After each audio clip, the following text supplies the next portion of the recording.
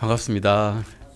예, 형제로서 이 앞에 자리에 서서 말씀 전할 때를 보면 제 자신을 돌아보면 부끄러울 때가 있지만, 하지만 하나님의 말씀은 너무 명백하시기 때문에 또 그것을 또 전하지 않을 수 없는 그런 사실이지 않습니까? 그래서 저희 모자란 사람에도 불구하고 일단 하나님의 말씀 전하기 위해 나왔습니다. 저희가 지금까지 이제 보신 말씀들, 교회에 관한 교리 쭉 보시면 거의 교회에 관해서는 교리라고 말할 수 없을 정도로 실행적인 문제입니다. 왜냐하면 우리가 실제로 교회로 모여있기 때문입니다. 저번 시간에는 흥금과 찬양에 대해서 한번 살펴봤습니다. 이제는 간증에 대해서 이제 성경에서는 무엇이라고 말씀하고 있는지를 알아보고자 합니다. 간증이란 무엇일까요? 간증은 영어로 뭡니까? 테스티모니입니다. 예, 사람 앞에서 증언한다는 이야기입니다. 그 한자로 보면 줄기간자 또는 방패간자 그리고 증언할 증자를 쓰고 있습니다. 줄기에 맞게 정확하게 그 말에 줄거리를 세워서 이야기한다는, 증언한다는 말씀일 수도 있고, 박해를 많이 받지 않습니까? 그래서 방패로 막으면서 증언한다는 그런 이야기일 수도 있습니다. 어쨌든 결론적으로 간증이라는 것은 증언을 한다는 겁니다. 우리는 법정에서 증언을 하죠. 증인 서약을 하고 증언을 합니다. 만약에 법정에 서게 된다면 똑같습니다. 그 증인은 자기가 본 것만을 증언해야 됩니다. 본 것이 아니고 자기가 직접 목격하지 않은 것을 증언할 수는 없습니다. 간증도 똑같습니다. 그리스도인이 그리스도를 증언한다는 것은 예수 그리스도에 대해서 아는 것이 돼야 됩니다. 난 아무것도 모르는데 간증합니다라고 할 수는 없습니다. 나는 구원받지 못했는데 간증합니다라고 말을 하실 수가 없습니다. 베드로전서 3장 15절 찾아보시겠습니다. 베드로전서 3장 15절입니다. 베드로전서입니다. 3장 15절 말씀입니다. 같이 한번 읽어보시겠습니다. 오히려 너희 마음속에서 주 하나님을 거룩히 구별하고 너희 안에 있는 소망의 이유를 너희에게 묻는 모든 사람에게 온유함과 두려움으로 대답할 것을 항상 예비하며, 여기서 보시다시피 먼저 하나님을 거룩히 구별하셔야 된다고 되어 있습니다. 하나님은 거룩한 분이시죠. 우리가 딱히 거룩하게 만들 이유가 없습니다.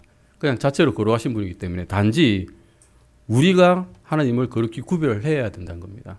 우리의 삶에서, 행동에서, 말에서, 우리가 살아내는 모든 것에서 하나님을 거룩하게 구별하는 삶을 살아가는 것입니다.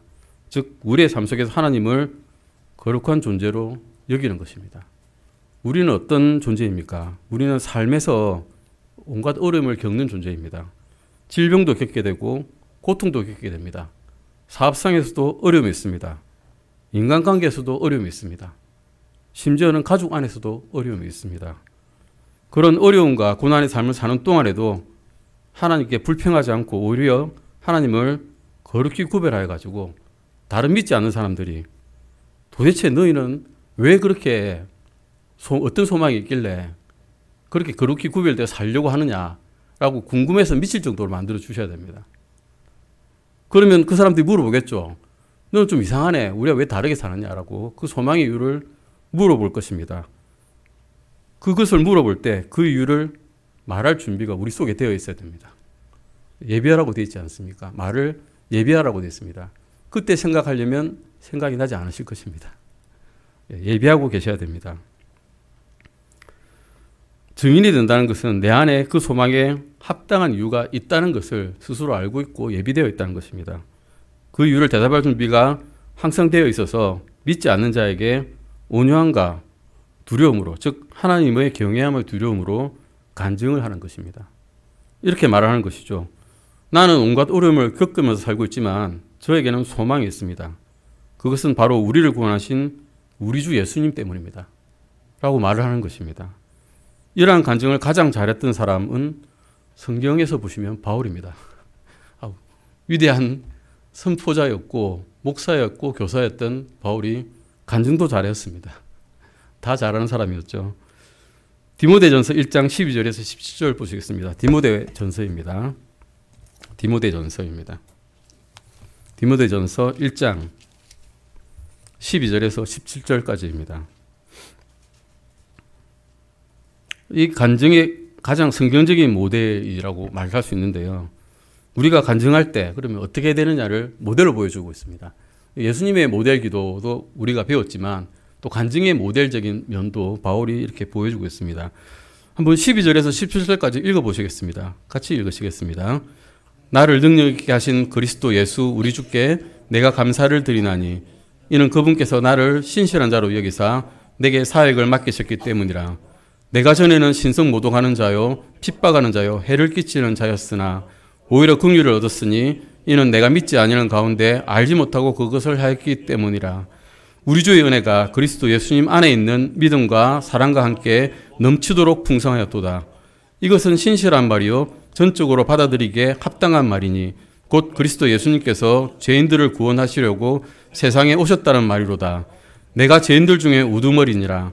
그러나 이런 까닭으로 내가 긍휼을 얻었나니 이것은 예수 그리스도께서 먼저 내 안에서 모든 오래 참으심을 보이사 이후에 자신을 믿어 영존하는 생명에 이르게 될 자들에게 본이 되게 하려 하심이라. 이제 영원하신 왕 곧 죽지 아니하시고 보이지 아니하시고 홀로 지혜로우신 하나님께 존귀와 영광이 영원무궁토록 있기를 원하노라. 아멘.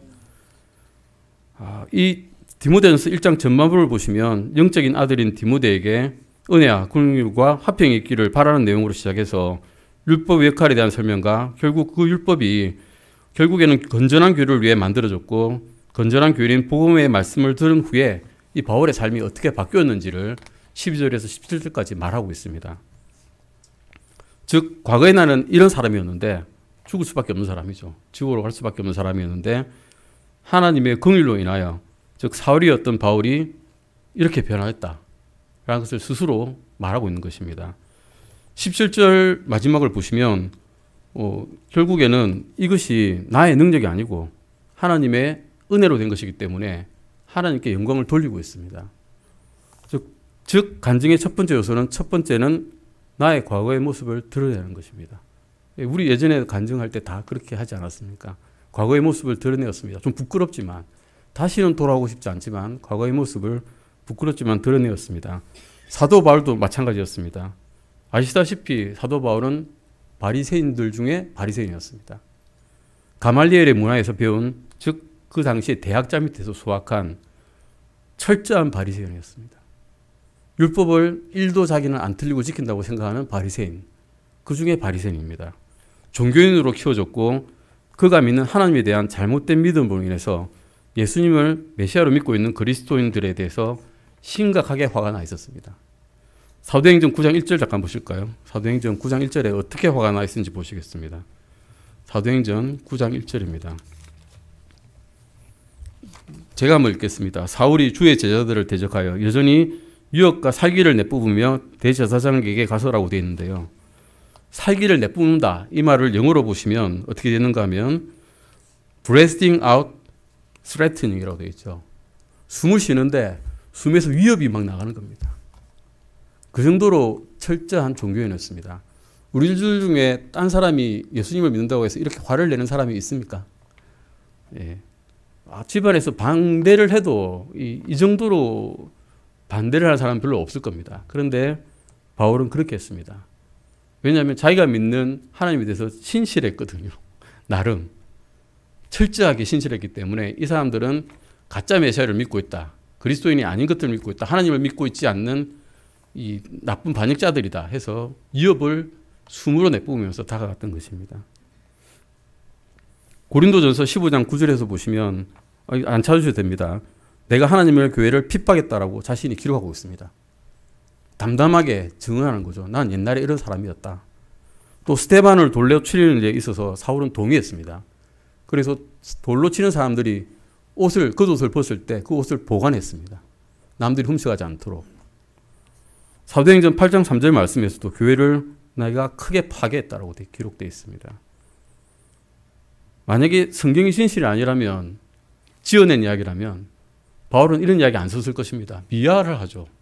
난 처음부터 그리스도인이었더라 라고 미화했겠죠. 하지만 담대하게 사실을 적어내 내려갔습니다. 즉 간증의 첫 번째 요소는 다시 말씀드리지만 과거에 내가 예수님을 믿기 전에는 이런 사람이었다라는 것을 드러내는 것입니다. 바울은 그런데 그가 알지 못하는 가운데 이런 일을 행하였습니다. 사실은 레위기에서도 보시면 알지 못하는 죄에 대해 자기가 짓고 있는지도 모르는 죄에 대해서는 범법 헌물을 드려가지고 그 용서를 받았습니다. 근데 지금 범법 헌물을 누가 드리셨습니까? 예수님께서 직접 드리셨습니다. 그래서 바울이 긍휼을 얻은 거죠. 알지 못하는 죄들 가운데서 그 범법 헌물을 예수님께서 직접 드리심으로써 그 피로써 그 죄를 가려주시는 것입니다. 교육을 아무리 많이 받았어도 이게 마음에 벨이 탁 쳐져 있으면, 천막이 쳐져 있으면 예수님을 알지 못하게 된 것이었죠. 우리는 그러면 어떻게 간증해야 될까요? 우리는 예수님을 핍박한 바울처럼, 그 그리스도인을 핍박한 바울처럼 다른 사람을 돌로 쳐 죽인 적도 없습니다. 다른 사람을 위협한 적도 별로 없죠. 살기를 내뿜으며 다가간 적도 없습니다. 그러면 그렇게 드라마틱하게 없는데, 드라마틱한 삶이 아닌데 간증할 게 별로 없을 것 같은데요 라고 하는 사람도 있으실 것입니다. 하지만 그렇지 않습니다. 제 경우만 들어봐도 제가 아주 밑바닥에 빠져 있을 때 영이 극도로 가난해졌을 때가 있습니다. 내 영이 심각하게 가난해져가지고 도저히 하나님이 아니시면 나는 이 구렁텅이에서 도저히 빠져나갈 수가 없습니다 라고 하는 말이 저절로 입에서 튀어나올 때가 있으셨을 것입니다. 그러지 않고서는 예수님께로 다가갈 수가 없거든요. 주님께서는 직접 높은 곳에 계시지 아니하시고 우리가 가장 낮은 곳에 갔었을 때만 그 밑에서 건져주시는 분이십니다.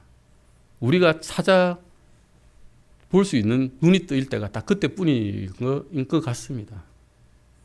우리는 눈이 너무 높았거든요. 그동안에. 떨어져야만 내가 어떤 사람인지를 알 수가 있었던 것이죠. 우리는 어떻게 구원을 받았을까요? 간증의 두 번째 요소는 이것입니다. 우리가 어떻게 구원을 받았는지를 말씀드리는 겁니다. 우리는 여기서 보셨듯이 바울이 고백했듯이 긍휼로 구원을 받았습니다. 긍휼은 영어로 mercy입니다. mercy가 뭘까요? 죄를 지은 자가 마땅히 형벌을 받아야 되는데 그 형벌을 면해 주시는 것이 긍휼입니다. 은혜란 것은 무엇일까요? 받을 자격이 없는 사람에게 그 선물을 주시는 것이 은혜입니다. 그래서 우리는 은혜와 긍휼로 구원을 받은 것입니다.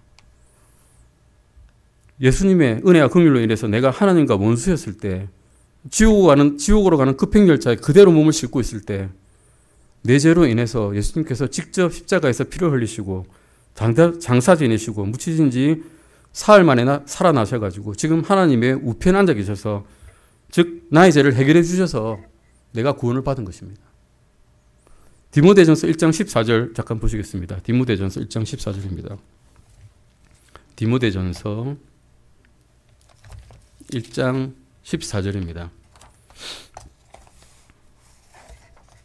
제가 읽겠습니다. 우리 주의 은혜가 그리스도 예수님 안에 있는 믿음과 사랑과 함께 넘치도록 풍성하였다라고 바울은 증언하고 있습니다.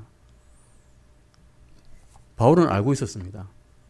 자신이 이런 죄를 지었을 때 도저히 빠져나올 수 없는 죄인이라는 것을, 내가 핍박했던 그 교회가 바로 예수님이셨고 그 예수님을 내가 핍박하고 있었다, 내 메시아를 내가 핍박하고 있었다는 것을 알아차렸을 때는 어땠을까요? 그 심정이 상상이 되시겠습니까? 내가 그 믿던 하나님을 내가 지금 핍박하고 있었다는 것을 알게 되었을 때 그는 어땠을까요? 나는 이제 꼼짝없이 죽겠구나. 나의 죄책감은 너무 크구나. 내가 여기서 벗어날 방법이 없겠구나라는 것을 깨달았을 것입니다.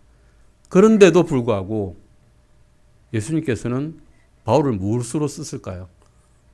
선포자로 쓰셨습니다. 사역자로 쓰셨습니다. 목사 겸 교사로 쓰셨습니다. 이방인의 구원자로 쓸 이방인들의 말씀을 가르치는 사역자로 쓰셨다는 것입니다. 도저히 회복될 수 없을 것 같은 바울 같은 죄인에게 교회의 핍박자였고 파괴자였고 심지어는 빌립의 살인에 동요했던 나 같은 사람이 사역자고 또 복음 전도자가 되었으니까, 내게 그런 가능성이 있었으니까 여러분들은 더욱더 그렇게 되고도 남지 않겠습니까? 라는 말을 하는 것입니다. 바울은 은혜와 긍휼로 말미암아 자신의 과거를 벗어버렸습니다. 세 번째 간증의 요소가 그것입니다. 과거의 나를 벗어나서 지금은 내가 어떻게 되었는가를 말씀하시는 것입니다. 디모데전서 1장 12절 보시면 나를 능력 있게 하신 그리스도 예수 우리 주께 내가 감사를 드리나니라고 말씀드리고, 뒷절에는 이는 그분께서 나를 신실한 자로 여기사 내게 사역을 맡기셨기 때문이라고 말씀하고 있습니다. 즉 지금 주어진 시간에 내게 맡겨진 일을 신실하게 행할 때, 또 부지런히 행할 때 주님께서는 내게 사역을 맡겨주신다는 것입니다. 그리고 사역만 주시는 게 아니라 능력도 같이 주신다는 것입니다. 즉 열심을 다해 부지런히 최선을 다해서 세상 일을 하고 있으면 하나님의 일도 맡겨주신다는 것입니다. 아시다시피 바울은 믿기 전에도 신실한 자였습니다. 믿은 후에도 신실한 자였습니다. 대상이 바뀌었죠. 믿기 전에는 마귀에게 신실했고요. 믿고 난 다음에는 하나님께 신실했습니다. 예수님께 신실했습니다. 이런 바울에 대해서 예수님께서는 오래 참으셨습니다. 우리에 대해서도 오래 참고 계십니다. 예, 진짜 오래 참으십니다. 다 아시고 계시죠? 오래 참고 계신다는 거. 디모데전서 왜 이렇게 오래 참고 계신지 디모데전서 1장 16절에 답이 나와 있습니다. 같이 보시겠습니다. 그러나 이런 까닭으로 내가 긍휼을 얻었나니 이것은 예수 그리스도께서 먼저 내 안에서 모든 오래 참으심을 보이사 이후에 자신을 믿어 영존하는 생명에 이르게 될 자들에게 본이 되게 하려 하십니다. 네, 오래 참으시는 이유가 이것입니다. 다른 구원받을 자들에게 본이 되게 하시려고. 지금 너는 형편없지만 내가 지금 참아줄게. 다른 사람들도 구원받아야지 않냐. 네가 빨리빨리 자라서 본이 되라 라고 하셔서 지금 제가 사는 게 형편없지만 지금 신실하지 않지만 언젠가는 돌아올 거야 라고 생각하시면서 믿어주시면서 참고 계십니다. 우리가 이런 생각으로 산다면, 이런 말씀을 알고 산다면 더 이상 오래 참게 하시면 안 될 것 같습니다. 또 다른 간증 예도 성경에는 나와 있습니다. 사도행전 4장 잠깐 보실까요? 사도행전 4장 1절에서 3절입니다. 사도행전 4장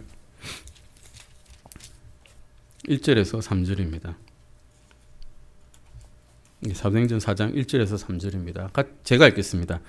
그들이 백성에게 말하고 있을 때 제사장들과 성전경비대장과 사두개인들이 그들에게 와서는 그들이 백성을 가르친 것과 예수님을 통하여 죽은 자들로부터 부활을 선포한 것으로 인해 근심하여 그들에게 손을 대었으나 이제 날이 저물었으므로 그들을 다음 날까지 가두었더라고 말씀하고 있습니다. 13절 14절 보시면 그런데 저들이 베드로와 요한의 담대함을 보고 그들이 배우지 못해 무식한 사람인 줄로 알았으므로 이상히 여겼으며 또 그들에 대해 즉 그들이 예수님과 함께 있었던 것에 대해 알게 되었고 또 병고침을 받은 사람이 그들과 함께 서 있는 것을 보았으므로 그것을 반박하는 어떤 것도 말할 수 없었더라라고 기록되어 있고요. 21절에서 22절 보시면 이에 그 사람들이 백성으로 인해 사도들을 처벌할 방도를 찾지 못한 채 사도들을 더 위협하고 풀어주니라. 이는 모든 사람들이 이루어진 그 일로 인해 하나님께 영광을 돌렸기 때문이며 병고침에 이기적이 나타난 사람이 40살이 넘었기 때문이더라 라고 기록하고 있습니다. 23절 잠깐 보실까요? 23절을 같이 읽어보시겠습니다. 사도들이 풀려난 뒤 자기 동료들에게 가서 수제사장들과 장로들이 자기들에게 말한 모든 것을 전하니라고 되어 있습니다. 23절에서 보시면 하나님께서는 교회 회원들 중 특정한 사람들을 통해 어떤 일을 하셨는지 그들이 간증하는 장면이 나오는 것입니다. 그래서 회중들이 그 간증을 듣고 하나님께 어떻게 역사하셨는지를 알게 되었고 그래서 또 다른 사람들이 세움을 받았고 주 예수 그리스도를 높이고 또 계속해서 믿음 안에 굳게 거할 수 있게 된 것입니다. 간증은 우리가 모였을 때 해야 될 중요한 일 중에 하나입니다. 우리는 하나님께서 어떻게 역사하셨는지 알게 됐고 그것으로 인해 위로를 받고 또 세움을 받기 위해서 서로 교회로 모이는 것입니다. 그런데 그 모였던 간증이 본인에게 영광이 되면 되겠습니까? 본인 영광이 아닙니다. 이것은 하나님께서 하신 일입니다. 누군가 병고침을 받았다고 해서 그게 자신이 하는 일입니까? 누군가 시험을 받았다고 해서 자신이 하는 일이 아닙니다. 누군가 구원을 받았다고 해서 그 말씀 전한 사람이 한 게 아닙니다. 말씀을 전했을 뿐이고 그 일을 하신 분은 하나님이십니다. 그래서 영광 돌릴 분은 예수 그리스도께 한 분뿐이십니다. 혼을 구원하신 분은 우리가 아니고 바로 예수님이시기 때문입니다. 간증은 자신을 높이는 것이 아니라 하나님께서 어떻게 역사하시고 어떻게 기도에 응답해 주셨는지를 다른 사람들 앞에서 이야기함으로써 주님을 높이는 것입니다. 주님을 높이는 간증만이 우리 마음에 복을 주고 또 도전을 주고 바르게 세워주는 것입니다. 베드로가 간증하는 장면을 한번 보실까요? 사도행전 11장 보시겠습니다. 사도행전 11장 1절에서 4절입니다. 사도행전 11장 1절에서 4절인데요. 고넬료에게 가서 말씀을 전했죠. 베드로가. 근데 고넬료는 이방인입니다. 로마의 사람이죠. 당시에 유대인들에게는 다른 종족들과 유대인들과 말을 섞는 것도 허락되지 않았습니다. 이 사람 자기들은 선민이기 때문에 하나님의 택함받은 백성이기 때문에 다른 사람과 말을 섞는다는 자체가 법률의 율법에 어긋나는 것이었습니다. 그런데 하나님께 말씀을 듣고 그 이방에게 말씀 전하라고 했기 때문에 베드로가 가서 말씀을 전했고 말씀 전하니 어떤 일이 일어났습니까? 그 이방인들에게서 방언이 나오고 구원받는 역사가 일어났습니다. 근데 다른 당시 유대인 그리스도인들은 이해가 안 되는 거죠. 왜 그런 율법에 어긋나는 일을 베드로 당신은 했냐라고 추궁을 받게 됩니다. 그래서 베드로가 이렇게 이야기를 하게 된 거죠. 3절 4절 보시면 이르되 내가 할례 받지 않는 사람들에게 들어가 그들과 함께 먹었도다 하니 베드로가 그들에게 그 일을 처음부터 되풀이해서 말하고 차근차근 풀어 설명하여 이르되 라고 말하고 있습니다. 베드로가 그들에게 간증한 것입니다. 어떤 일이 일어나는지 주 하나님께서 내게 어떤 일을 해주셨는지 그 이방인들에게 어떻게 해서 구원이 일어났는지 구원을 받았는지를 말하게 된 것입니다. 베드로를 통해서 역사를 하시고 또 베드로가 그런 하나님의 역사를 간증함으로써 그들에게 하나님의 뜻과 계획을 알려주게 된 것입니다.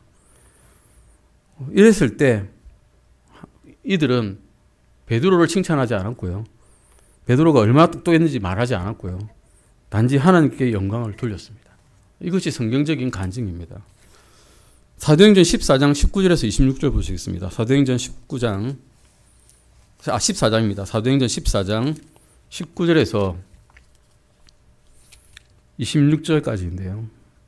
예, 이제 바울이 덥에 가가지고 돌에 맞아 죽게 되죠. 루스드라에 들어가가지고 말씀 전하다가 돌에 맞아 죽게 되고 돌로 친 다음에 유대인들이 이 도시 밖으로 그를 끌어내려 버렸죠.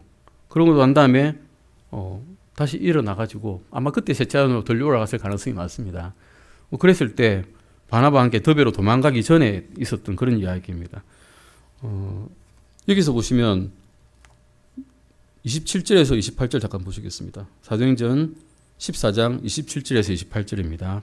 같이 한번 읽어보시겠습니다. 그들이 와서 교회를 함께 모아 하나님께서 자기들과 함께 행하신 모든 일과 또 그분께서 이방인들에게 믿음의 문을 열어주신 것을 되풀이하여 말하고 거기서 제자들과 함께 오랫동안 머무니라 라고 말씀하고 있습니다. 우리 교회도 선교사님들이 오시죠. 오셔서 선교사님들이 자신들의 사역에 대해서 보고를 해주십니다. 하나님께서 자신들의 삶을 가운데 어떤 일을 해주셨는지 또 어떻게 사역을 인도해 주셨는지 사역지를 어떻게 변화시켜 주는지를 이야기하면 그것을 들은 우리의 마음은 기쁨과 감사가 넘치게 됩니다. 27절에서 보시면 이렇게 이야기하고 있습니다. 27절에서 보시면 하나님께서 자기들과 함께 행하신 모든 일이라고 되어 있습니다. 바울이 행한 모든 일이라고 안 되어 있습니다. 하나님께서 행하신 겁니다. 사실은 선교지에서 선교사가 일하는 거지만 사실은 선교사가 일하는 게 없습니다. 하나님께서 일을 하시는 거죠. 북한 선교에 하셨던 우리 그 목사님 보시면 본인이 한 일은 불꽃놀이 한 거라고 이야기하셨습니다. 무슨 불꽃놀이를 했느냐? 하나님께서 하시는 일들을 저 해안가에서 침대 하나 펴놓고 누워서 쳐다보고 있었습니다. 라고 간증하시더라고요. 본인이 온갖 고난과 고초를 겪었지만 모든 것이 다 나의 능력이 아니었구나라는 것을 깨닫고 그렇게 말씀하시더라고요. 그냥 바라만 보고 있었다. 바라만 보고 있었는데 열차에서 하나님 모르는 사람이 자기에게 기도를 해달라고 하시더라고요. 우리를 왜 기도를 해 주십시오. 라고 이야기하셨답니다. 그런 일이 북한에서 일어날 수 있겠습니까? 본인이 하신 일이 아니란 겁니다. 모든 것은 하나님께서 하시는 것입니다. 하나님께서 함께 계시기 때문에 바울은 그냥 함께 행했다라고 이야기하고 있을 뿐입니다. 담담하게 하나님께 영광을 돌리면서 간증을 한 것입니다. 즉 이방인들을 구령한 것은 바울과 실라가 아니고 하나님이었다는 것입니다. 요한 3서 보시겠습니다. 요한 3서 5절 7절입니다. 또 이것은 또 다른 말씀인데요. 요한 3서 5절에서 7절입니다. 요한 3서 5절에서 7절입니다. 이것은 제가 읽겠습니다. 사랑하는 자여, 내가 형제들에게나 낯선 자들에게나 무엇을 행하든지 신실하게 행하는도다. 그들이 교회 앞에서 내 사랑을 증언하였으니라. 내가 하나님의 뜻에 합당한 방법대로 그들의 여행을 후원하면 그것은 좋은 일이 되리로다. 그들이 그분의 이름을 위해 나아가면서 이방인들로부터 아무것도 취하지 아니하였느니라 라고 기록되어 있습니다. 이것도 전형적인 성경적인 간증 중에 하나입니다. 만일 간증하는 사람의 마음의 동기가 바르다면 회중들 앞에서 특정한 사람을 거론하면서 그는 선한 형제이고 주님의 신실한 일꾼이라고 증언하는 것은 잘못이 아니라는 거죠. 그 사람을 높이는 게 아니라는 겁니다. 그 사람은 정말 하나님의 뜻에 맞게 행하는 분이다. 우리 목사님은 하나님의 말씀을 정확하게 교리를 전달하시는 분이다 라고 자랑하는 것이 하나님, 목사님을 자랑하는 게 아니라 하나님을 자랑하는 것이 된다는 것입니다. 하나님께서 우리에게 그런 분을 주셔서 정확하게 말씀을 전하는 분을 주셨기 때문에 우리는 그 교리에 따라가면 된다라고 확신을 가지고 살 수 있기 때문에 오히려 우리에게 복과 은혜가 된다는 것입니다. 젊은 사역자들도 누가 올바른 동기화형으로 주님을 섬기는 사역자인지 알아야 되고, 받은 지 얼마 안 되는 가정도 어떤 가정을 본받아야 되는지 알아야 되고, 또한 청년들도 교회에서 어떤 청년들을 본받아야 되는지를 알아야 된다는 것입니다. 그래서 누가 주님을 제대로 섬기고 있는지 사람들 앞에서 말하는 것이 잘못된 것이 아니라고 요한 3서에서는 말씀하고 있습니다.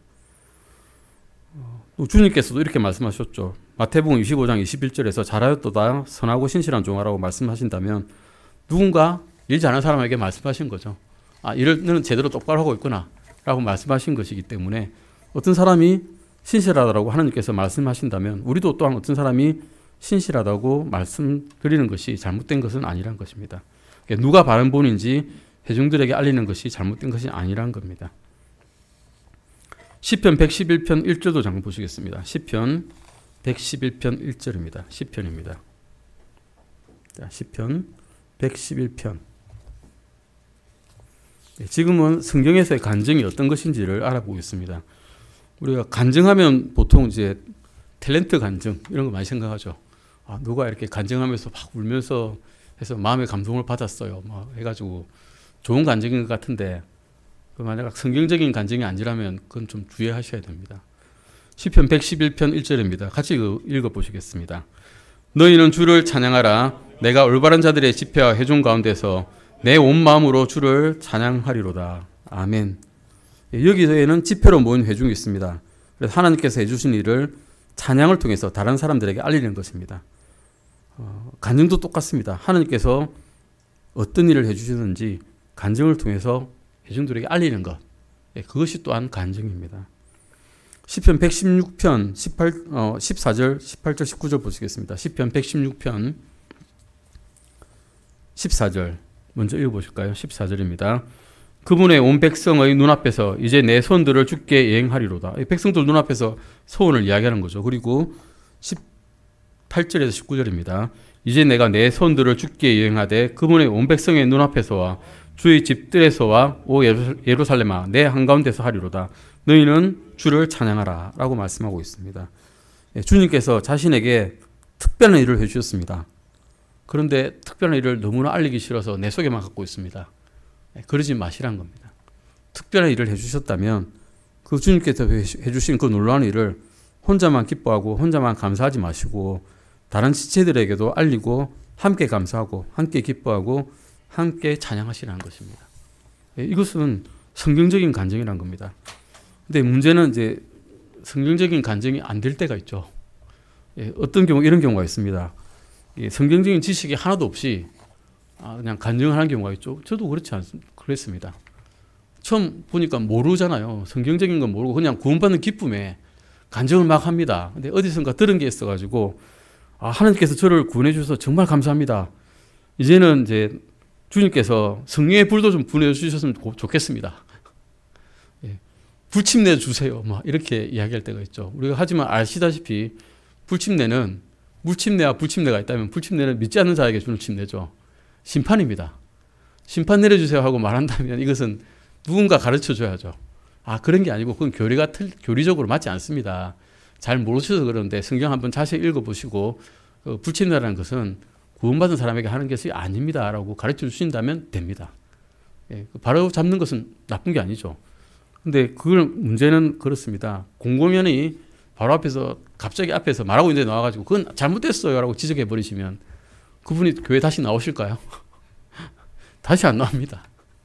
조용히 혼자 따로 1대1로 만나서 하시면 됩니다. 그런 것들은. 고린도전서 14장 3절 잠깐 보시겠습니다. 고린도전서 14장입니다.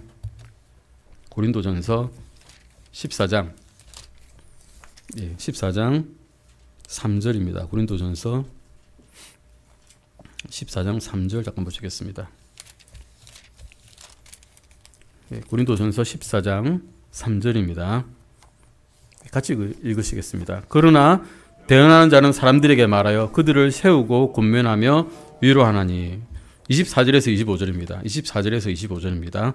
그러나 모두가 대언을 하면 믿지 않는 자나 배우지 못한 자가 들어와서 모든 사람으로 말미암아 죄를 깨닫고 모든 사람에게 판단을 받으며 자기 마음의 은밀한 것들이 이렇게 드러나게 되므로 그가 얼굴을 땅에 댄 채 엎드려 하나님께 경배하고 진실로 하나님께서 너희 안에 계신다고 전하리라 라고 말씀하고 있습니다. 히브리서 4장 12절에서 14절 보실까요? 히브리서 4장 보시겠습니다. 히브리서 4장 12절에서 13절입니다. 히브리서 4장 12절에서 13절입니다. 잘 아시는 구절입니다. 같이 읽으시겠습니다. 하나님의 말씀은 살아있고 권능이 있으며 양날 달리는 어떤 검보다도 예리하여 혼과 영 및 관절과 골수를 찔러 둘로 나누기까지 하고 또 마음의 생각과 의도를 분별하는 분이시니 그분이 눈앞에서 드러나지 아니하는 창조물이 하나도 없고 모든 것이 우리와 상관하시는 분의 눈에 벌거벗은 채 드러나 있느니라. 마음과 의도를 분별하시는 분은 하나님의 말씀이라는 것입니다. 개인의 마음을 그러면 다른 사람들에게 드러내주는 것 또한 하나님의 말씀입니다. 믿지 않는 사람들이 믿는 사람들의 교회에 와서 믿는 자들이 자신에 대해서 자랑을 하는 것을 보면 죄를 깨닫지 못합니다. 자랑만 하고 있는데 또 자랑질이야. 딴 데가 자랑질 많이 들었는데 또 무슨 자랑을 내가 들어야 되나 라는 생각만 들고 거부감만 들 것입니다. 근데 14장에서 말씀하시는 것은 대언을 하시라는 거죠. 내가 이런 일을 옛날에 나는 이런 사람이었는데 주님께서 나를 구원해 주셔서 나는 지금 이런 사람이 되었습니다. 라고 말씀드리는 것이 이제 간증이라는 것이고, 그러면 믿지 않는 사람들이 그 하나님의 말씀을 위해서 그 사람의 마음과 의도를 분별하시고 골수와 혈액을 찔러 갈라 놓으시까지 하는, 막 관절과 골수를 찔러서 둘로 나누기까지 하는 그런 하나님의 말씀으로서 그분의 마음에, 영혼에, 혼에 감동을 주셔서 그분이 돌아오게끔 해주실 수 있다는 그런 말씀입니다. 결론적으로 찬양이나 간증을 하는 사람들은 자신을 드러내는 게 아니라 하나님을 드러내야 됩니다. 하나님께서 내게 무슨 일을 해주셨는지를 드러내야 된다는 것입니다.